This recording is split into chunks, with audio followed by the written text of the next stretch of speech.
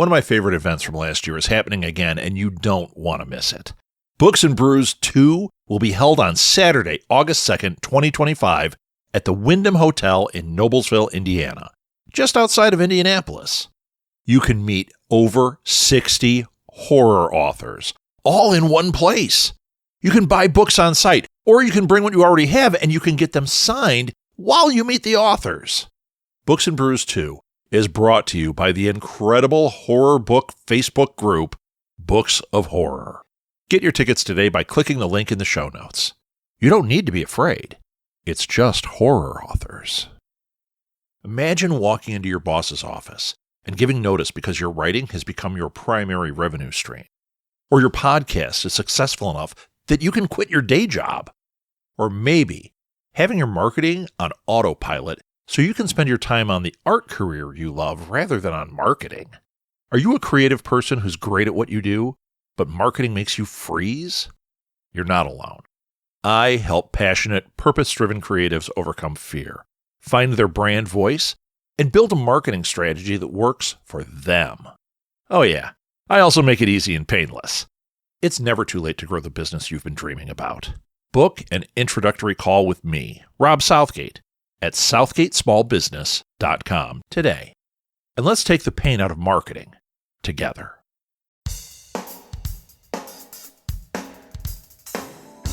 Welcome to Ink Blots, the show where I interview authors about their lives, writing, and the books they love. Be sure to follow the Ink Blots podcast on Substack. Not only can you listen to the latest episodes, but our Substack also has interview transcriptions and links to books and other items that we talk about on the show. If you like what we're doing, please give us a 5-star review on Apple Podcasts and on YouTube. It really helps us and our sponsors out. Oh, and leave comments. We really do read and respond to every one. Now, let's get on with the show. Today I have with me a horror author from the Books of Horror group. That's actually how we met. I have Elizabeth Devecchi. Did I say that right, Elizabeth? It's Devecchi. But yeah. Devecchi. You know what? I was in the ballpark. Yeah. No guarantees when I say a name, right? So Elizabeth, welcome to the show. I'm excited to have you here. Thank you. I'm excited to be here. Now, one of the reasons I'm super excited, Elizabeth put out her first book within days of this recording. So we are fresh. Your first book, A Whisper in the Dark. Before we jump into it, Elizabeth, why don't we do the synopsis? Let's get that out of the way. I want people to hear about what this book is. Okay, so I would say the overall theme is the sacrifices we make for those we love, the people we love, and the regrets we might have over some of those sacrifices later in life. I mean, let's say we are head over heels in love with someone and we protect them, but that also means protecting something very dark and evil about them that might get out of hand later on. So, and it's a small town horror with a creature, so... Well, it is a horror novel. I would expect things to get out of hand at some point. Exactly. Otherwise, brought to you by Hallmark. Right. She met a baker in town. Yes. Cool. This sounds really cool. I love the cover, too. And who's your publisher? Wicked House Publishing is the publisher. And the cover, the guy who does the cover is Christian, and I don't know if I'm pronouncing his name correctly, Bentolin, and he is a magician. You talk to him for like 15 minutes about the book, and he pulled out a book cover, and that little boy there from the back looks like my son did at that age. Oh, really? Yes. So that's either like kismet and really cool, or this guy might be watching your family and you might have a concern. But we might know by the... Is like, is that William? No. We'll know by the end of the podcast. Something is going to come up. We got to chum the water a little bit. So, okay, let's get into the questions here. And that is available everywhere. I was looking at it on Amazon. I'm sure you can go to bookstores and order it. It's available everywhere. Okay. So first question I have for you is this is your first horror novel. Okay. What inspired you to become a writer? So I've always been a really avid reader. and liked to write too. And I was looking back at some of the stuff I wrote as a kid and realized it's actually kind of like kiddie horror. So, at the time it seemed very innocent. This family of extended cousins whose entire family burns in a fire and they're orphans. But, looking back, that's a little dark. So, It's a little dark. a little bit. And then everything got put on pause for moves and family and medical and all of that. And I was walking the dog, who's a big part of this book. In the book, his name is Alvis, but his actual name is Dante. He is my dog. Okay. It's him. I was walking him in our little neighborhood when we were living in Texas, and he suddenly would not go anywhere near the storm drains. I mean, he'd stop in the middle of the road with cars coming to avoid a storm drain. Oh, So, wow. yeah, he's a rescue dog, a little bit quirky. But so then I started thinking, I wonder what could be in the storm drains. And I kind of thought to myself, if I don't sit down and do this now, when am I going to do this? So I Yeah. finally just sat down and did it and wrote the book and looked for a publisher, and here we are. Wow, that is fun inspiration too. Storm drains kind of freak me out, and not just because of it. Yes. Well, that's in my head. My joke was like, I guess somebody showed him the movie It when he was at the shelter, but That's funny. So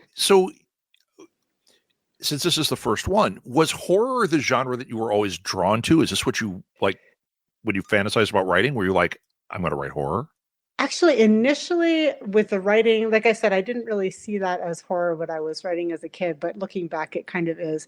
Yeah. But I like, like the fantasy stuff. But then I loved to read Lois Duncan, all the teen horror books, and that 8th grade trip to Washington, D.C. All I wanted to do was go to the Library of Congress and find every Lois Duncan book and get them all. And then my parents have a furnace room down in the basement. And there's kind of a library in there, which I'm assuming was there so we wouldn't find it because, kids are usually afraid of the furnace room. Right. But no, I found the best books were down there. The Omen, Jaws, Carrie, Audrey Rose, and that definitely hooked me. Very cool. Yeah. In interviewing horror authors, I hear a lot of stories very similar to that. The parents thought they were keeping you away from it, and yes, no. Yeah. So that's really cool. Has horror, since you were reading it as a kid, do you feel like it has really evolved? Do you think that it's something that like your interest in various types of horror has changed? Probably not. I'm not as much a slasher reader as I am. I think because my imagination is already bad enough. If I start, if there are like body parts and stuff, then that's a little over the top for me. I mean, there can be some, but I like the slow burn psychological type horrors. I always have. And as a kid reading those books, I was a complete scaredy cat, total wallflower, just really shy. But getting through a book like that, even if there's nobody around generally when you're reading a book like that, you get to the end of the book and there's kind of this, as a kid, there's this feeling like, I'm still here. I Right. survived. So the other stuff didn't look quite as scary. Yeah. If that kid could handle that monster or whatever, then who am I to complain about, the snob in school being mean to me or bullying me? So I think it kind of it gave like a sense of power. Oh, very cool. Do you think that you mentioned this furnace room library. Were your Yes. parents horror fans, or was that like they kind of did everything and there was a little, because that's how my mom read everything, but she had Amityville Horror and Yeah. Jaws and just a couple of select things. No, they definitely just read everything. And my dad is a sci-fi guy, always been a sci-fi guy. Oh He yeah. had like every analog magazine since I don't remember. I think it was like maybe the 50s or the 60s Wow. until my mom finally said, we have no more space for this, and made him stop. But like he has the whole collection except for that one issue that he lent to his friend, and that still bothers him. And you'll never hear the end of that one Nope. issue. Nope.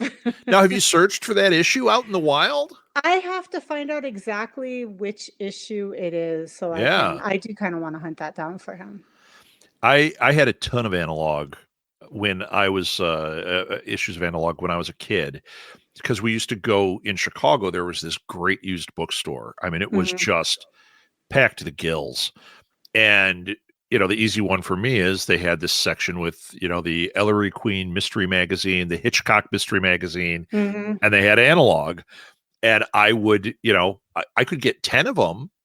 My parents would be like, "Oh yeah, go ahead." They're like, 10 cents each. Yeah. Go ahead and get Yeah. 10. So I had a massive collection of all three of Yes. those. I used to just absolutely love that. So I get that. I get where your dad feels that way. And you also would look at the Yes. numbers and be like, which ones are missing? How do I find this Yes. one? Yeah. Yes. So yeah, I get it. I get it. Mhm. So for you, you mentioned a couple of books. Who would you say are your, let's go with three favorite horror writers? Okay, that is impossible now because there are so many indie writers that I'm discovering, and Yeah. especially in the Books of Horror group and others, but there are so many out there. I can't pick 3 I want you to pick anymore. three. I'm going to be Oh, unkind to you. I'm going to make it easier though. The okay. first three that come into your mind right now. That makes it so if you were like, I didn't think of Damon Max, like, who cares, right? I I didn't mean, think of Stephen King, like, right. okay, just top three I that mean, pop the into your head. usual suspects were the ones that got me started. Like I said, I started with kiddie horror, so Lois Duncan, and then obviously Stephen King. I found Sure. some Coons books. They had some Coons books, but I would say originally.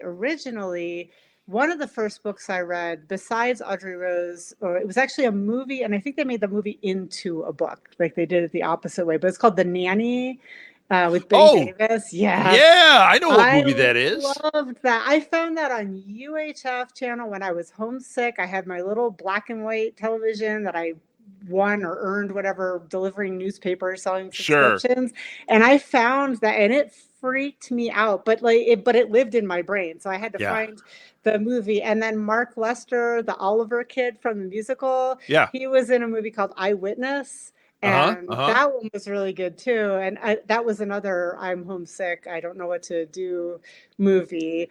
But that one I didn't find the book. I don't know if there is a book, but The Nanny, I have the book somewhere floating. I think it may be in a box because we've moved a Sure. lot, but I think most of the books are out now. So, That's really cool. Yeah. For me, I actually just had this conversation with somebody hmm about that, like the 4:30 movie and the hmm the movies that were on here in Chicago on WGN or on PBS late at night, right. uh, and like how they shaped us. There was one, and I just posted this on a group. It was called Gargoyles, Oh, that and it was one. this weird horror movie about like gargoyles in Texas. Uh-huh. I I I waited for it to come on. It was on. It was a 4:30 movie. They'd show it like once a year, hmm and then I never saw it again. And every time I talked about it, people thought I was nuts. And and literally like, and because there's this great scene, they go into a bar and there's a skeleton of a gargoyle up behind the bar. And I Right. always thought like that blew my mind. I thought that was the Yeah. coolest thing. And the other day I'm online and flipping through Facebook and You boom, found it. movie trailer, a bunch of stills from it. I'm like, it exists. Yeah. I was trying to tell my kids that, back in the day, you couldn't just Google something or No. stream it or record it. You saw it when it came out, and if you had to go to the bathroom, you held it until there was a commercial because you couldn't pause it either. You'd Oh miss yeah. something. So yeah, they Oh don't get yeah. it. They don't Yeah. get it. They You don't. remember having to have lunch in about like, I got 3 minutes. I got to get my Yes. lunch. And you run Yeah. downstairs and grab your lunch and run back. I'm like, oh no, I missed a minute of Billy Yeah. the Kid meets Dracula. That was Yeah. another one that I waited for every Yeah. time. So then and we figured this out at the bookstore the other day because I was trying to think of a movie that kind of, I don't want to say scarred, but you know what I mean, Yeah, yeah, no, it affected you. molded me as a child. Yes. And I was like, it had a ventriloquist and it freaked me out. And we're looking to fancy. It had to have been in the 80s because we were supposed to go to see Herbie and the Love Bug or something. You have screen number 1, screen number 2. Yeah, yeah. And the person who took us to the movies veered over to screen number 2 because he wanted to Yeah. see, and we figured out it was called Magic, I and was it just had, going to say Magic freaked me yes, the hell out. The Anthony dummy in Hopkins. that. I was Yes. 8 years old. I looked at that like 19. I was 8 years old when I saw that movie, but it freaked me out. That and Phantasm was like the next Oh year. my The God. Fog. Oh yeah. Yeah. I mean, we're same age group. Yes. Yeah. I remember Magic was on Oh my TV, gosh. and the poster used to freak me out. And then Yeah. it was on TV, and we were at our neighbors, and I saw it was coming out. I'm like, oh yeah, I'm gonna watch this. And they had kids, and the kids were like, oh, it's a Magic movie. I'm like, no, it's not. No, it's not. And then I'm sitting there trying to watch this thing, and they're terrified, and they made me turn it Uh-huh. off. Yeah. But I like, yeah, that was a big one for me. Yeah. It is funny. I think that experience of not having immediate access, Right. of being interested in a genre, whether you knew you were into, like my parents didn't like horror. I didn't know it was horror. I knew it was awesome, Right. you know? And I think it was that experience that shaped so many in Oh our yeah. generation, which is why the books are the way they are, the movies are the way they are. You Yeah. know, we just we all waited for I Magic think to so come too. on. And I mean, if you went back and asked probably anyone who went to school with me in high school in Rhode Island, they probably never would have guessed that I would write horror. And Yeah. because, like I said, I was shy, I was quiet, I was the scaredy cat. Same thing with amusement parks. I was a total scaredy cat, wouldn't go anywhere near roller coasters. And this was actually just recently that we were living in Florida. Our house was completely being demolished by termites and everything. It was Oh, horrible, horrible experience. And then COVID happened right then. Well, we went to, yeah, it was a bad couple years. We went yeah. to Universal Studios, and my son got me to go on, or they dared me, I guess, to go on the Hulk. Okay. And which is, I don't like drops. Like, I don't like severe drops. I still don't really like drops that much. But this feeling of just being catapulted into the world and the twists and the turns and all that. And you can scream and nobody's going to call, call the police and say you need help. And Everybody's screaming. it felt so good just to scream because that's all I wanted to do. And waiting for them to turn on power tools while they were tearing down my house just wasn't enough. So Yeah, you got the release there. That's yes, cool. yes. And I think, and the horror books, it's kind of the same thing. Like you make it through and you're like, oh, whoa, that was, that was an experience. So now I also go on roller coasters, but I don't go on the ones that drop. Have you seen that? And it's not great, but a couple of years ago, Daniel Krauss actually was the reason he was writing Living Dead Mhm. with based on Romero's notes, and he found a film that Romero made called The Amusement Park, Oh. and it was a lost film. There were always rumors Mhm. about it, and he found it, and you can find it now. But now I'm gonna have to go look. It's not great, but it's so interesting to see this little glimpse of 70s amusement Right. park, and the horror he's playing with in it is really about like this elderly thing as opposed to like terror in the amusement park. It's like about Right. ageism in that. It's really wild. I enjoyed it a lot, but it's not like it's kind of horror that you watch and you're like, oh yeah, it's got me thinking. You know what I Yeah, mean? I like the quirky little horror films too. So do I. Think about the amusement park back then. It's amazing that we survived. Like I remember the big fire in the haunted house at the amusement park.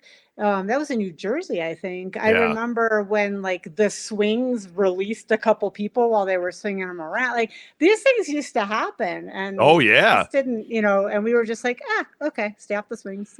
There was a picture I saw the other day, and it was because I love to look at the historical pictures and stuff, Mhm. and it said safety at amusement parks isn't quite the same in 1968, and Yeah. it was one of these lift rides, where you Yeah. go over the park, and the woman's just holding her kid. Yeah.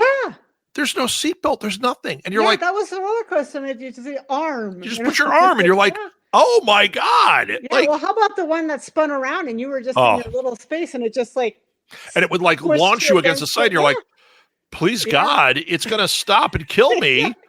Yep. My kids don't get that. We've got like the cushion. Oh And, yeah. yeah.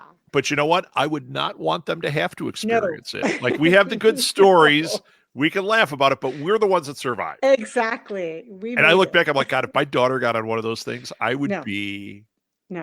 terrified. Well, I mean, even like I was 11 years old when I started delivering the newspaper, right? So I was out at 5:30 in the morning at 11 years old by myself, delivering newspapers, going Yeah. around. And it was different times. I Yeah. can't picture my kids at 11. I wouldn't have let them because it's different times. Yep. Yep. I get it. So, okay. What do you think about how has horror affected that, or is it just that society has changed?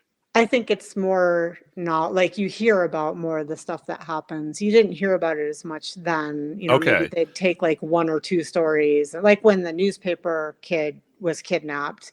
That was a big one, and that probably scared me and my parents, I'm sure, because I was also a newspaper kid. Yeah. But I think we just hear about it 24/7 all the time now, and that's scary. So I guess the question, and I don't believe that that like reading a horror book causes it, but I was just Yeah. getting at that. Like, do you feel that there is some type of impact as people become more exposed? They become more aware Mhm. of the things in the world.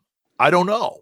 I don't know. I mean, I don't think I will say that I've met some slasher authors and they are the sweetest people on the I face agree. of the earth, like teddy bears. And I'm like, how did that come out of you? Yeah.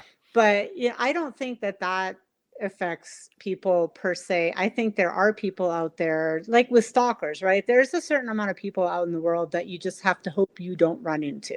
Yeah. And that's, you can't, there's nothing you can do about it. And thinking about it isn't going to, I mean, obviously you can watch for red flags, but I don't think that reading, horror novels is going to make anyone into something they weren't already if they have that tendency.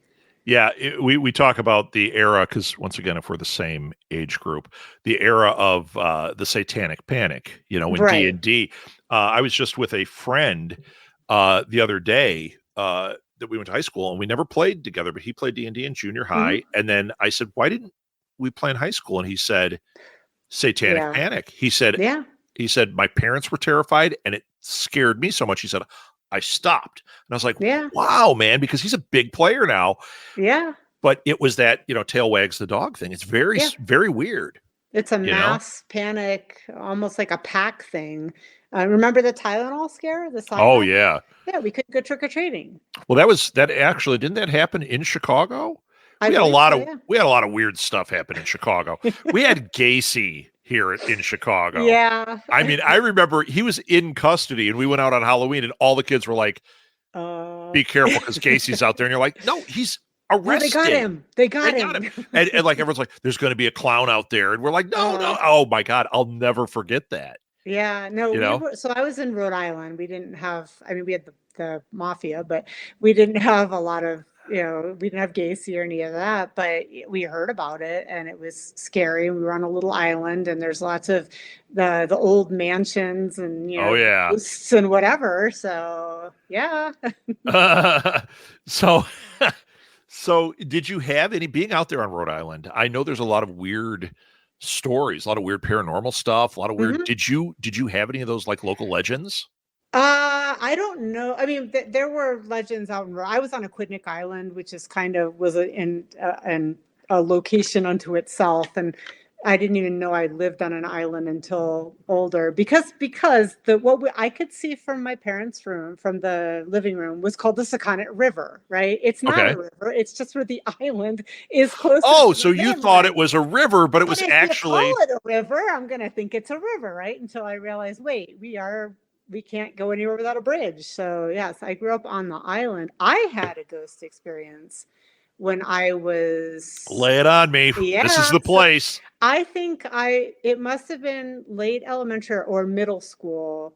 And I was upset. We had a fight. My brother and I had a fight or something. My parents weren't home, so I just took off, and I'm wearing a nightgown. It was fairly wearing a nightgown and sneakers, and I just took off. And we were one of the first houses in the neighborhood, so there's always construction. And back in the day, you know, we as kids, we knew every house before it was completed because we climbed all through that construction. Oh, like, sure. You know that we explored that whole house before it had an owner.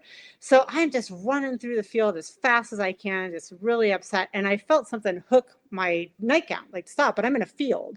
So it kind of hooked my nightgown. Well, my foot, like the next step would have been into where they had just dug the stairwell for the basement of the house.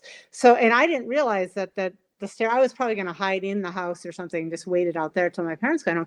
But I was hovering, like there was that drop, and they had just poured it. So it was basically just a drop in cement with rebar sticking out on all sides. Holy moly. So there is no way. And then I just kind of crept back home silently, just scared out of my wits. And all I could think of was, you know, how long would it have been until they found me, you know, things like that.